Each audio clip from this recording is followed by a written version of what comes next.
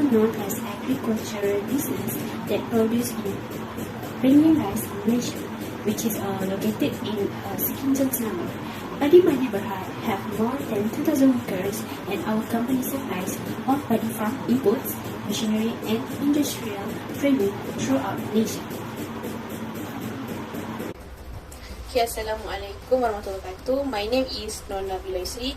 So I will be take over the remaining of the company background of which is the mission and vision of our company Padi Madi Berhad. Our mission of Padi Madi Berhad is to import, acquire and deliver the latest agriculture and technologies to produce quality seeds to increase the per acre yield and help the nation build grain surplus to achieve adequate food security. Next, the vision is to turn Malaysia into the top food provider in Asia by pioneering the sustainable padi and the rice products. Also, the system that can increase the padi yield with the less environment impact. Next, factors to consider having a segment reporting. First, we have the nature of business activity. Since Padi Madi Berhad is a production of the rice field or the paddy field, so Padi Madi Berhad provides the product that related to their customer, that is related to their daily needs, which is in agro-business activities, the rice paddy or the rice production of itself. Next, we have the existing of managers responsible for the activities. Since the manager who is the one that can lead the way or the path of the process in the business, so we need the manager's decision to make our business run smoothly. Managers can ensure that our operating activities, financial results, forecasts or plans for the segments can be discussed efficiently and effectively. So by doing so, our company can produce the paddy field smoothly and efficiently without any disruption of the problems that might be arise. Next, the information presented to board of the director, which is the BOD. The board of director is also the important role that can help our company to make a decision, which is a wise decision that can lead to our rising in the profit.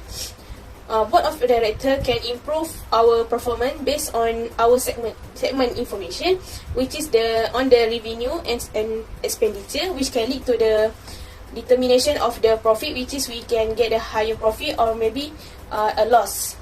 And we also can conduct the revenue test based on the profit after we prepare based on the revenue and the expenditure. Okay, next we move to the type of segments. Padi Madi Berhad only chose 3 segments in producing our product. First, we have the geographical segment. Geographical segment is a common strategy used by the entity or the business or the organization to divide their targets into different geographic units.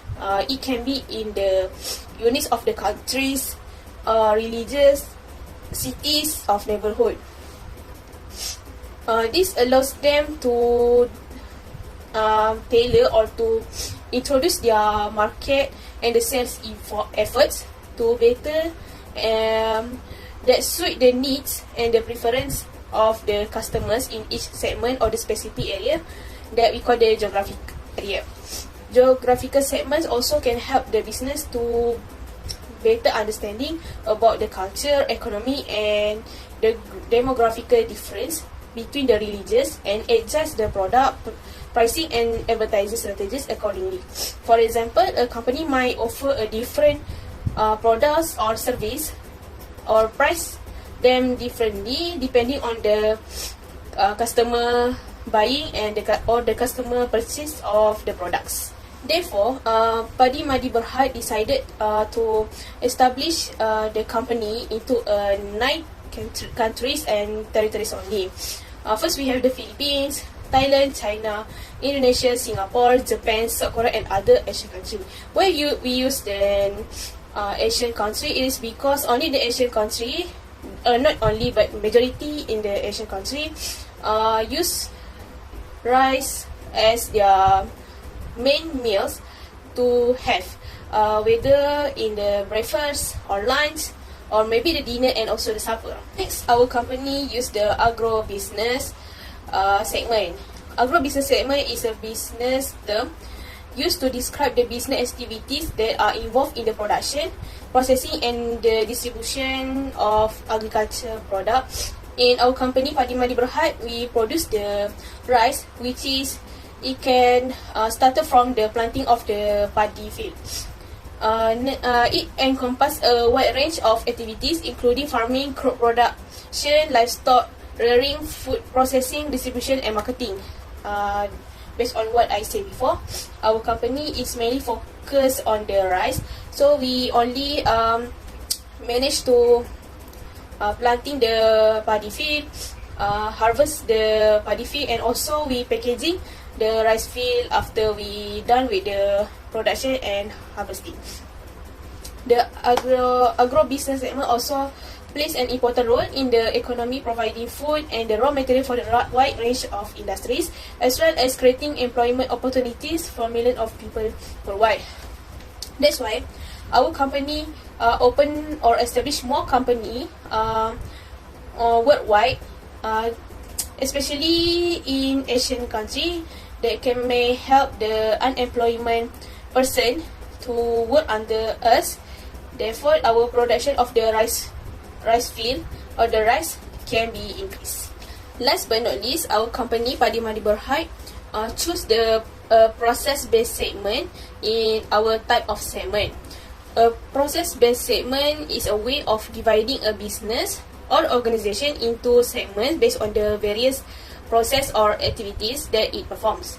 The segmentation is often used in the context of process the improvement, also where the aim is to identify the efficiencies or the effectively areas for improvement with this specific business process.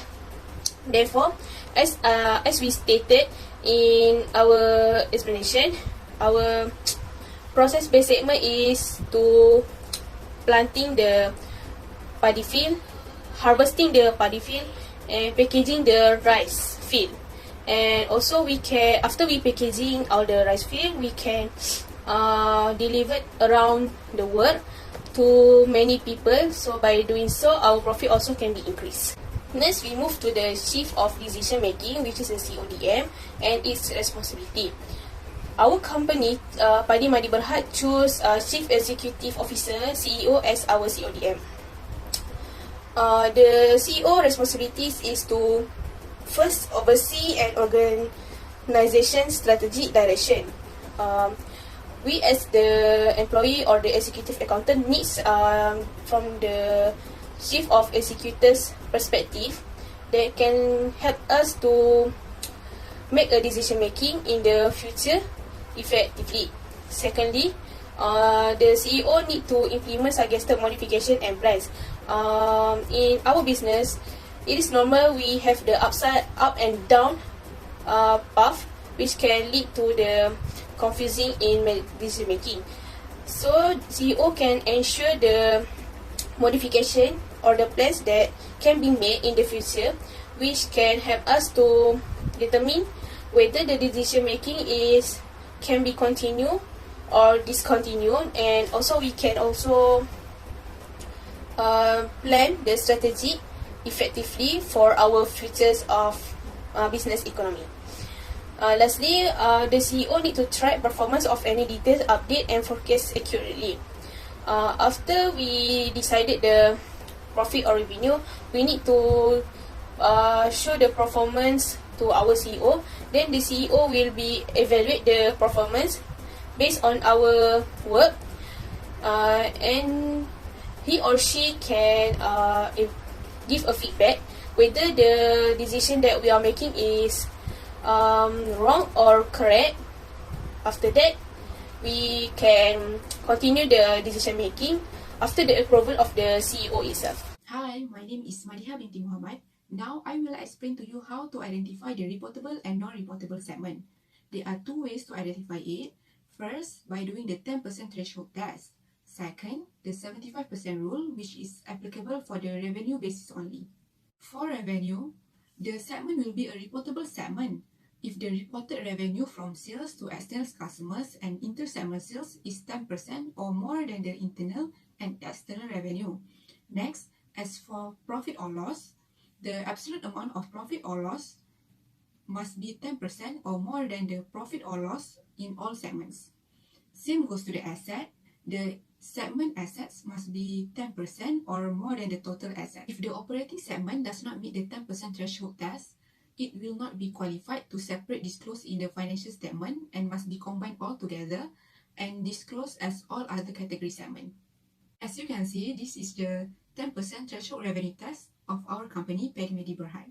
The revenue of each segment will be divided with the total revenue and times with 100%.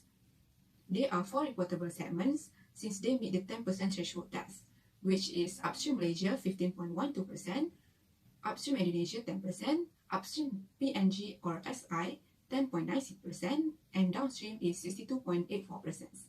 However, there is only one non-reportable segment, which is Other Operations. Now I will show you the 10% threshold profit test of Berhad. The total profit or loss of each segment will be divided with the total profit or loss of all segments and times with 100%. There are 4 reportable segments. The 10% threshold test for the Upstream Malaysia is 13.25%, Upstream Indonesia 29.99%, Upstream PNG or SI 30.9%, and Downstream segment is 23.76%, which is more than 10%. However, there is only one non-reportable segment, which is Other Operations, since it's the 10% threshold test is only 2.1%. Same goes to the 10% threshold asset test for the Berhad. The asset of each segment will be divided with the total asset of all segments and times with 100%. The outcome for the Upstream Malaysia is 33.16%, Upstream Indonesia 19.47%, Upstream PNG or SI 23.68%, and Downstream segment is 19.56%. 4 of these segments meets the 10% threshold test, so they will be the reportable segments. However, the other operation segments is non-reportable segment since the 10% threshold test is only 1.43%. I think that's all from me. I will pass to the next presenter. Assalamualaikum, my name is Aqilah and I will present about the revenue test based on 75% rule. There is a segment from Upstream Malaysia, Upstream Indonesia, Upstream PNG or SI, Downstream and Other Operation. The external revenue for the Upstream Malaysia is 792 and for the Upstream Indonesia is 1147 and Upstream PNG or SI is 124 and the Downstream is 18,666 while the Other Operation is 101 and the total is 20,830. The total revenue for Upstream Malaysia is 4,514 and the Upstream Indonesia is 2,986 and the Upstream PNG or SI is 3,273 and the Downstream is 18,762 and the Other Operation is 323. So overall the total revenue is 27,858. So the total amount of external revenue of 20,830 will be divided with the total revenue, which is 27,858, and it will get 74.77%,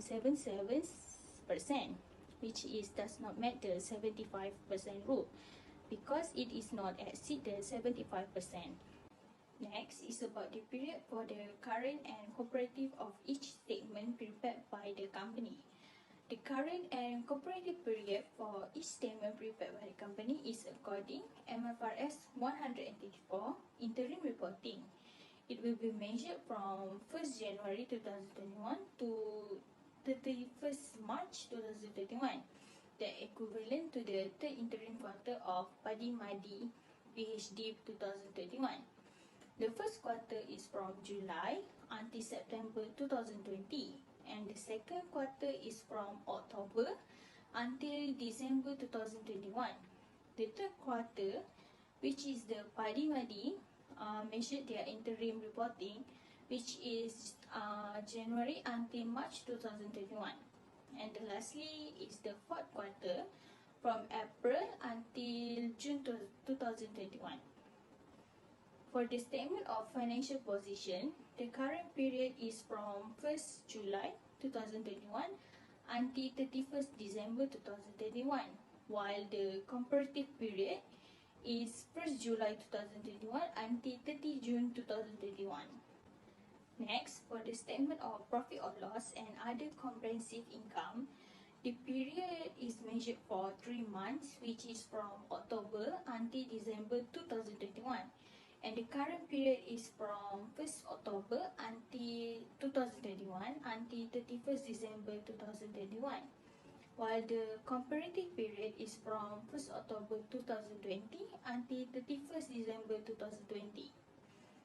And the second period is 6 months from July until December 2021, and the current period is from 1st July 2021 until 31st December 2021. And the comparative period is from 1st July 2020 until 31st December 2020. Next, for the statement of cash flow, it will be measured by 6 month ending, which is for the current period is from 1st July 2021 until 31st December 2021, while the comparative period is from 1st July 2020 until 31st December 2020.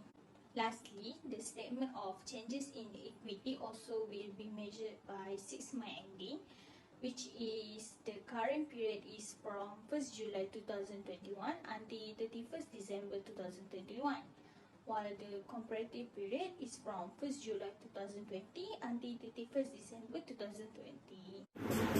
Advantages of segment reporting is lower cost of capital. It means the risk of investment in equity of company that disclosure complete information is lower than investment equity to withdraw information. However, segment reporting is good because it is a better predictor for profitability. It also provides a user of financial statements to be better and able to predict future profitability where segments are joined in diverse activities. Next, the disadvantages of segment report are data manipulate and it emphasis on the present, which means that is replace too much of a focus on the short-term numbers. Meanwhile, data manipulations paint a better picture to send desired message to stakeholders.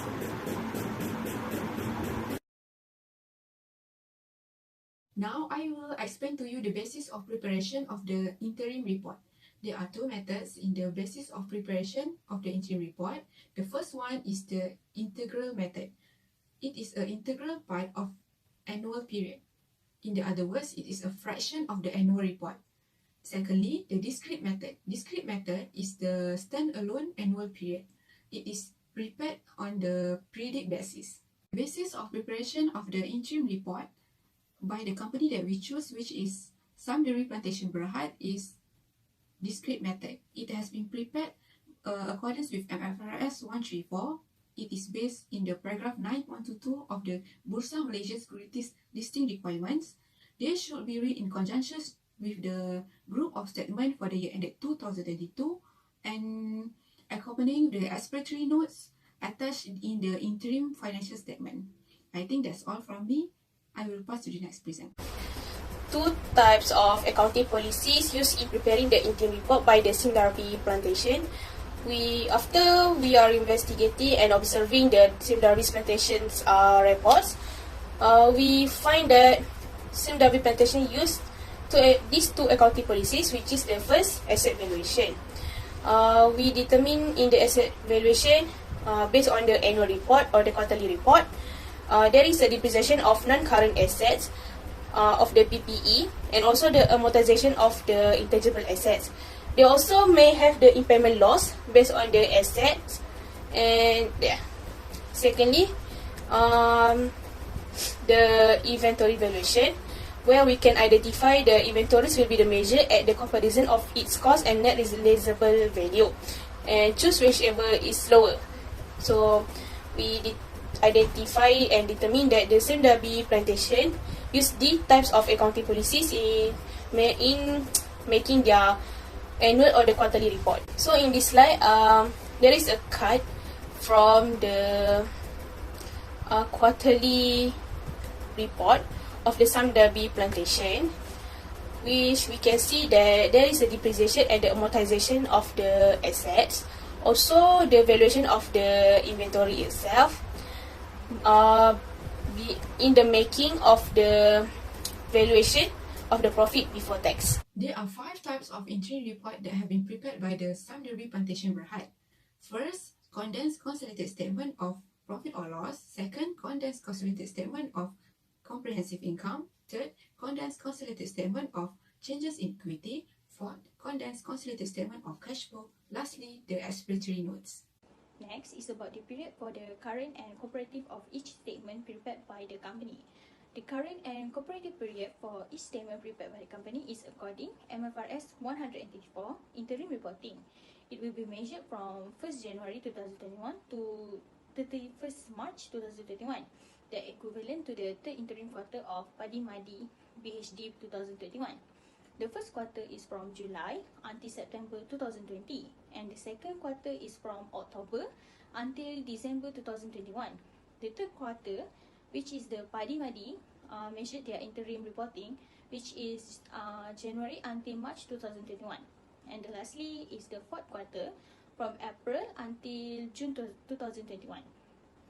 For the statement of financial position, the current period is from 1st July 2021 until 31st December 2021, while the comparative period is 1st July 2021 until 30 June 2021.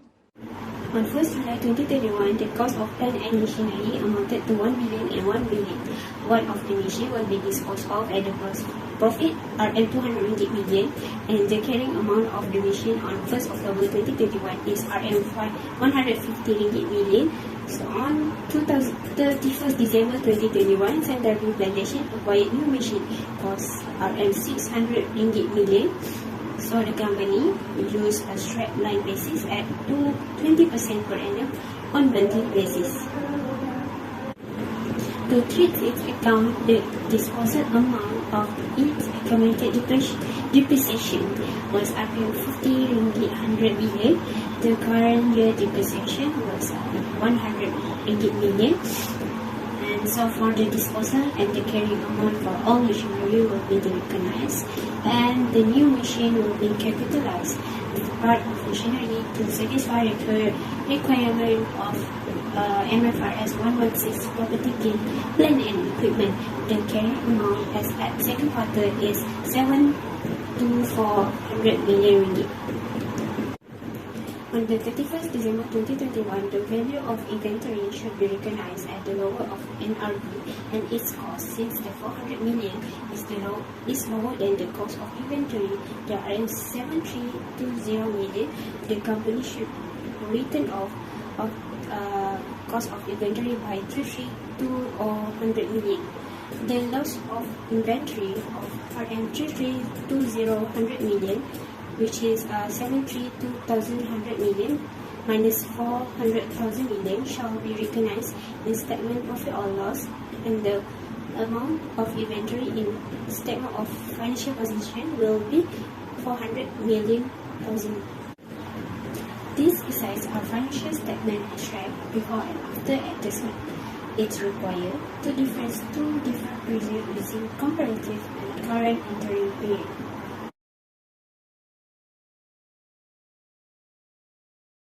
The question is about if the company business reported does not reach 75% rule, what should the company do? So, if the 75% rule is not met, additional reportable segment should be identified and then can add more segment until it reach the threshold. Company may add more segment beyond the minimum until at least 75% of the entity. Total external revenue is included in its reputable segments. And FAR570 required that an interim financial report covers a period of at least 6 months except for the first and the last years of entity's life.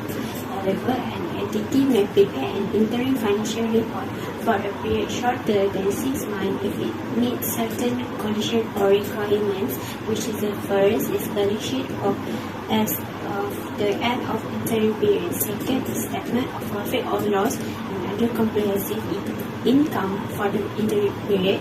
Third is a statement cash flow, and the fourth is a selected explanatory notes. The question is, if there are changes in the accounting policies on your company, what is the effect on your company interim report? If there are changes in the accounting policies after the date of the most recent annual financial statement, then the new policies should be applied in the interim report. Financial statement of prior interim period of the current financial year and the comparative interim period of the current financial year would be restated. When it is impracticable to determine the cumulative effect at the beginning of the financial year of all prior periods, the financial statement of interim periods of the current financial year and the comparative interim period of prior financial year are to be adjusted prospectively from the date earliest practicable. Okay, what the difference between the cumulative and the comparative period? Cumulative period is the total period of the time for which financial information is being accumulated or added up. It is the accumulation of a particular financial item or transaction of time. For instance, it is a company's cumulative period for its revenue months. It means that the total revenue earned by the company during those months are being calculated and already recorded. A cumulative period is also used in the various financial statements and reports such as a balance sheet, income statement and the cash flow statements. It is an essential concept in accounting as it is analyzes the financial performance of a business over a specific period of time, and also assists in making important financial decisions. Comparative period is referred to the previous period or periods against which the current financial information is being compared or being prepared. It is a financial reporting technique that provides a way to analyze the financial performance of a business over time. For instance, if a company reports its financial information for the current year, it may also provide the financial information for the previous year as a comparative period. This allows users of the financial statements to analyze the company's performance over time and understand whether the company is improving or deteriorating. Comparative periods also used in various financial statements and reports such as the balance sheets, income statement and cash flow statement.